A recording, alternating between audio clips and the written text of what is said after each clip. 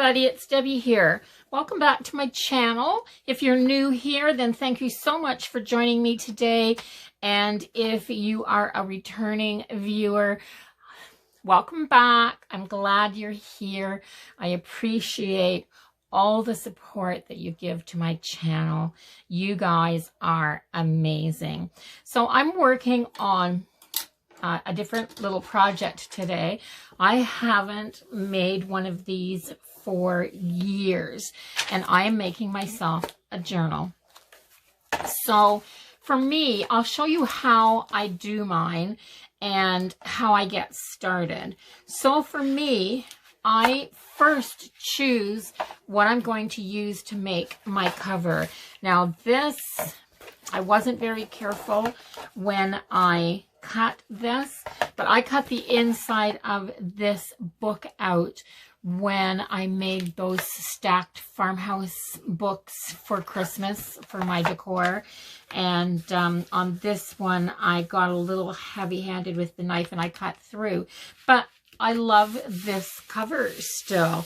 And I knew I wanted to use these books for that project. But when I picked the books out, I chose them for their covers because I knew I wanted them for this project. And how I choose my book covers was simply hardcover books around the size that I liked. And I chose solid covered books that only had writing on the spine. So this one is a solid cover navy blue, and this looks like a linen, paper. This actually feels like a canvas cover, which is really cool. But this one is my favorite.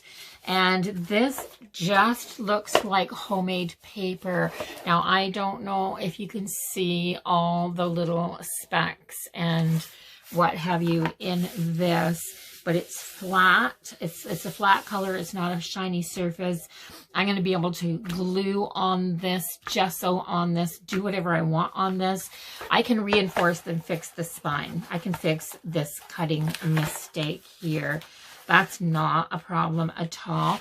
But anyway, so that's what I did. I chose my cover first. The second thing that I do is measure. So I just took my ruler and I measured top to bottom, which is 9 1/8 inches. So I decided I wanted to have my pages about 8.5 inches. So I'd have a little space at the top and the bottom, just in case little bits hung out and things like that. So 8.5 inches tall was going to be my paper size.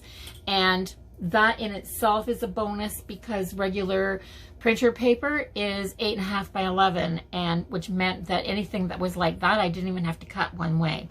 And then this way, I measured and I decided that I wanted to go to the inside, go to where this spine turns up, and then measure in there, and then measure out and leave about 1/2 inch. So for me, by the time I add some reinforcement in here and make this, and this gets built up, it'll be about there. So 5 inches comes out to here, which is fine because then if you put a pocket in sideways and you want to put a tag or something in here, then you have room for it. I don't like when a ton of stuff sticks out the side of my book.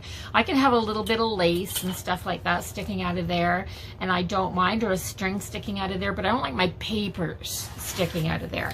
So that's how I figured out my page size. Of course, everybody will be different depending on which book that you're going to use. So I cut down a variety of papers. So I'll go through this and show you how I put my signatures together. So I actually had this vellum. I went to a yard sale and a lady sold me a ream about 1/2 inch thick of this yellowy, creamy colored vellum for $1. I was so over the top happy for that it was, I mean, it really is insane. I love, on that same yard sale, I got a full ream of this graph paper that just happened to be so old that it was yellowed and pretty and fantastic. So I cut a bunch of this up to different sizes. Now you'll notice all my papers aren't the same size. I didn't want them to all be the same size. If I could get 5 inches this way, I took it.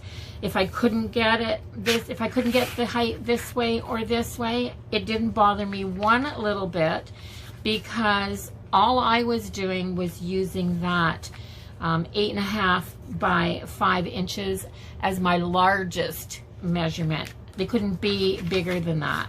So this is just a piece of paper from that same yard sale. This is a piece of tracing paper from the dollar store. I buy those pads of paper from the dollar store, and I like to just tear paper out and use them. Some more of that graph paper. This was just a big piece of paper. This one was, you know, what do you call those big long foolscap? Foolscap paper, or foolscape. I'm not sure, but anyway, that's what this was. And so I didn't even bother to cut any length off of that. I just made sure I was within 5 inches from my middle fold and folded my sides down. And this will just be a pocket or a tuck or something like that. So a piece of, this is just old paper as well. Some more of that old paper. I put this scrapbooking paper in here because I'm in love with it. This is so vintagey looking, this old rose pattern with the green and the dusty rose in here, and that little tiny hints of ochre. So pretty. But I didn't bother tea dyeing or coffee dyeing anything. I was just using old paper and new paper and anything I could find, really. I took envelopes, and all I did was trimmed the top and the bottom off so that it would open. If I had ripped the end off, I ripped that, I trimmed off that ripped edge. I left my little windows in. I love adding little windows, and I just slid them in there. This is a photocopy of that masterboard that I made a little while ago with all those vintage papers that I stuck together, and some more tracing paper, and then another piece of paper from that same paper pad. I'm getting almost done that paper pad, and I have a couple of little sheets that I've been hoarding. So that's all I did to put this together.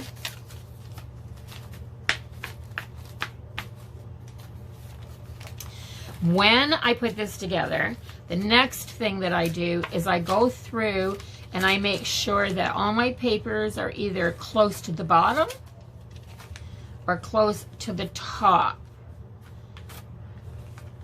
And the reason for that is that I only put 3 stitches in my signatures, and I want to make sure at least 2 stitches are in each one of my pieces of paper. So all my pieces of paper for minimum size have to be at least from the bottom or top edge to over halfway, so that that middle stitch will catch it.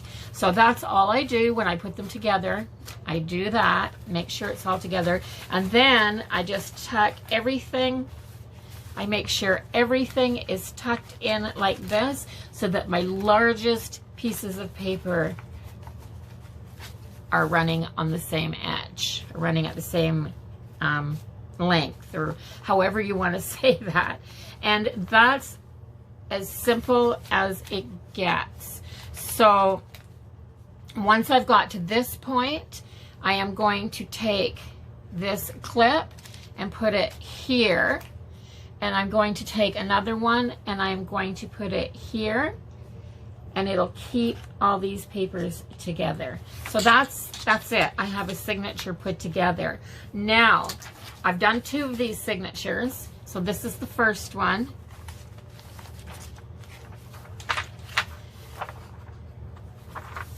And it just turned out so cute. Look at that envelope.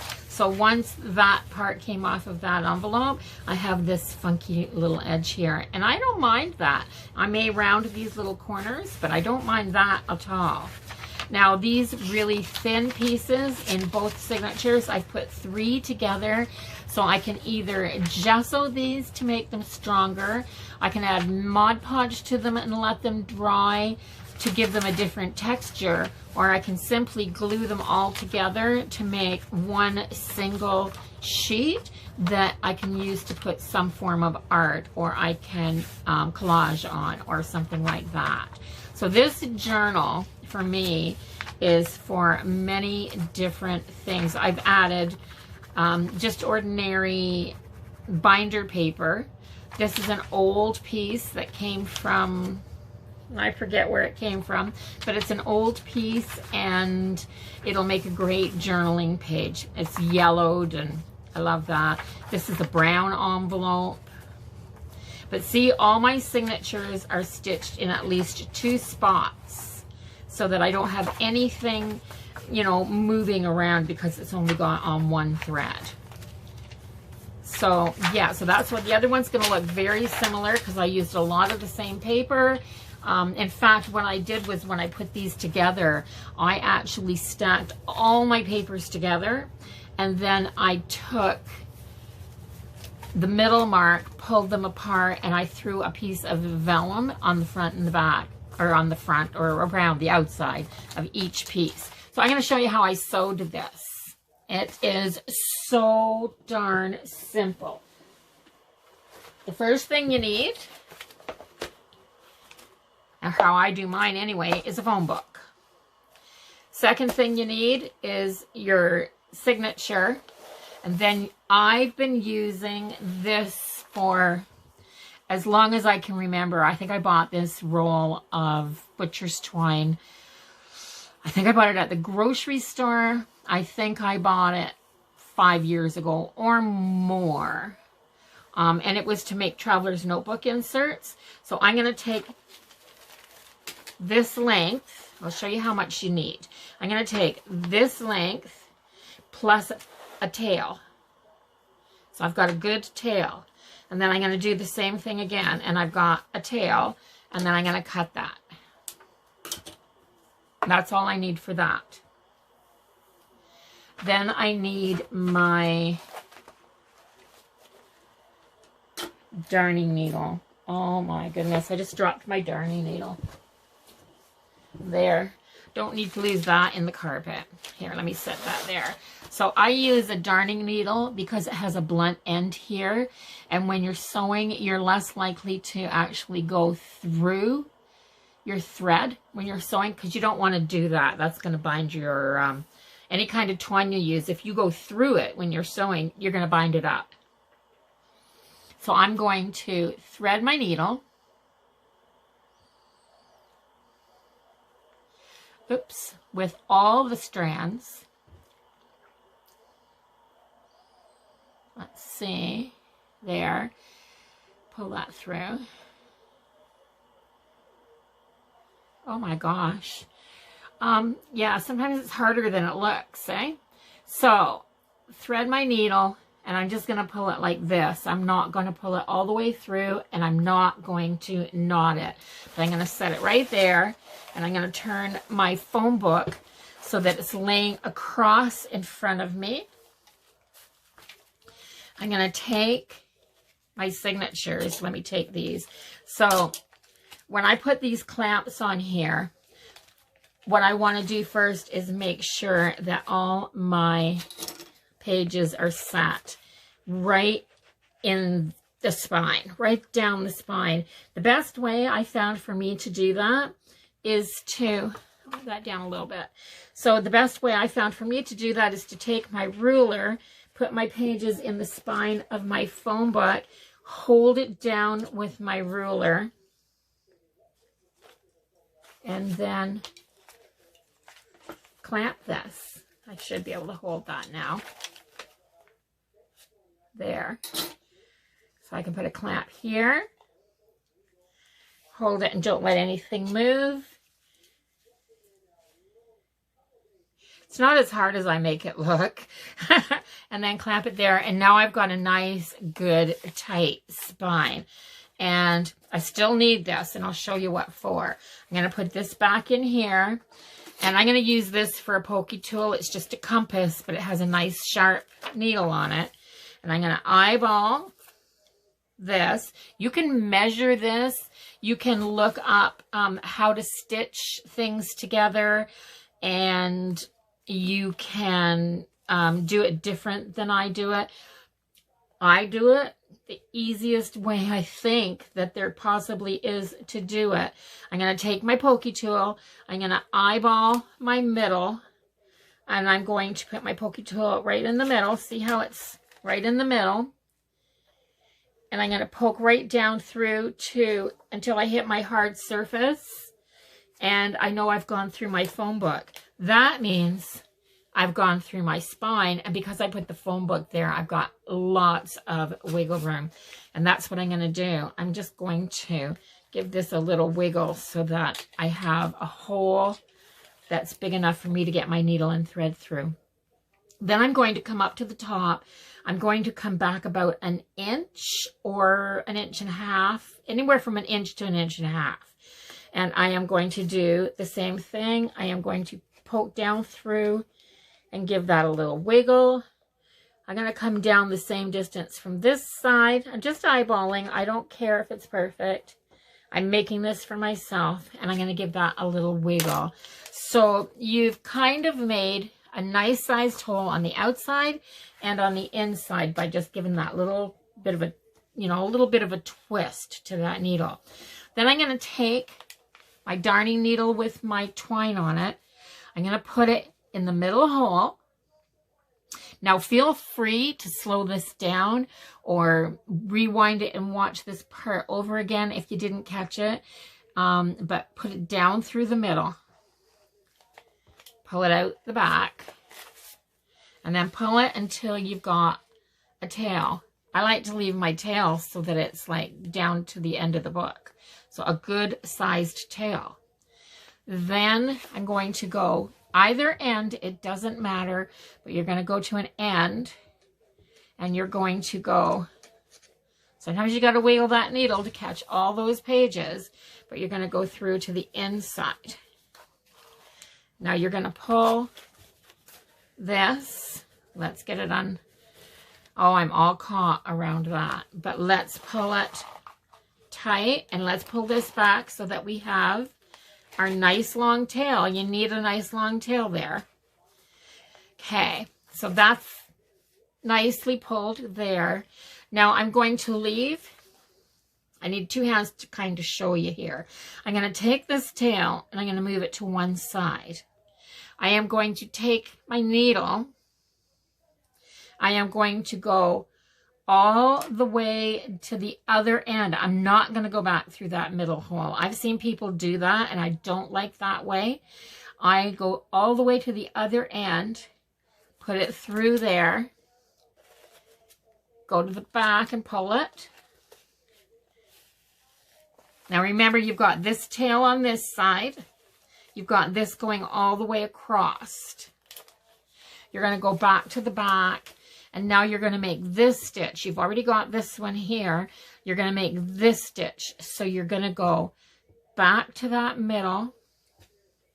And you're going to go through. And what you want to be careful that you don't do is to catch these threads and go through them. Now I've got this tail on this side of that thread. So I want to put my second tail coming out the other side. So I'm going to lift this up and put it over. So when I pull this through and go like this, I'm done sewing. I don't need my needle anymore. And I turn my book so that it's like this to me so I can see it. I have a tail. I have this middle thread right here. See this middle thread right here. I have a tail on one side coming out from underneath it and a tail on the other side coming out from underneath it. Now all I'm going to do now is take this and pull it as tight as I can. I'm not going to put so much pressure on it that I break my thread or buckle my book, but these are tight. Okay, So I'm going to pull one on either side. Now I've got this, and that's going to keep my knot from going back through the hole because I am going to tie my knot around it. So 1, 2, I always do 3. And I don't mind that there's a couple of threads hanging in the middle there. I just cut them off like that. And I have this on the inside. You can do, excuse me, you can do the exact same thing, but opposite.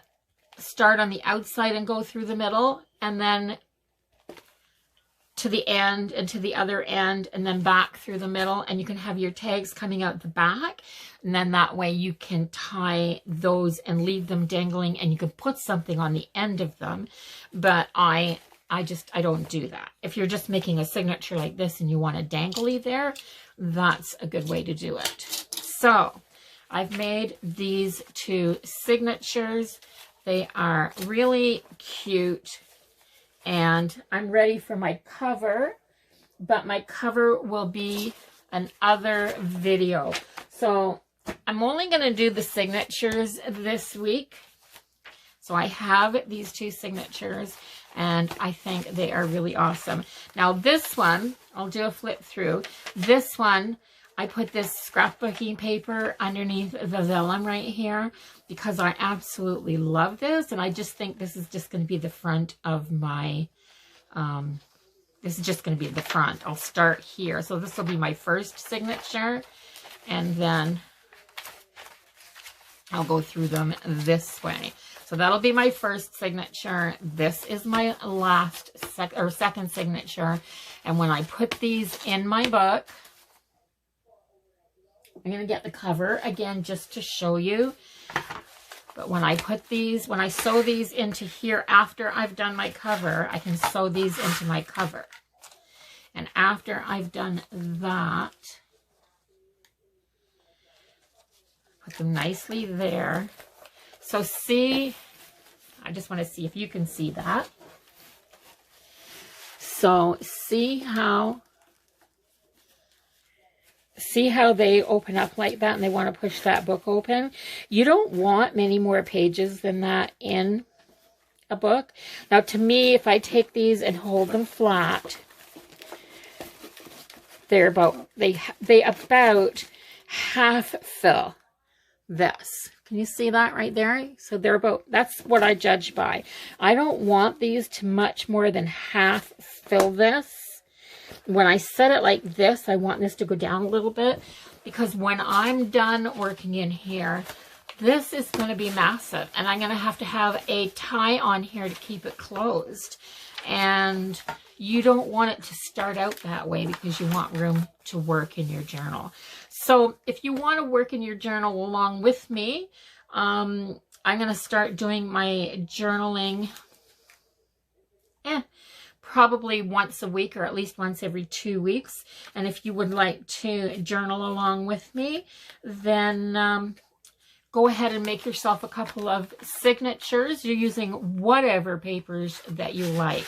So let's go through some of the different types of paper that you can use. I've used vellum, scrapbooking paper, some really old printer paper, envelopes, some old thin graph paper. It's not even good quality. You know, school book pages, binder pages, envelopes again. What else have I got in here? The envelopes. I don't have very many different kinds of paper in here because I really didn't think I needed it. And I was out of some, but I've made them using watercolor paper. I've made, and don't buy expensive ones for your journals. Go to the Dollar Tree or the Dollarama or whatever, you know, dollar store is near you and buy, let me see, buy things like this. I bought this tracing paper pad at the Dollar Tree. You don't want to pay much more. I've picked up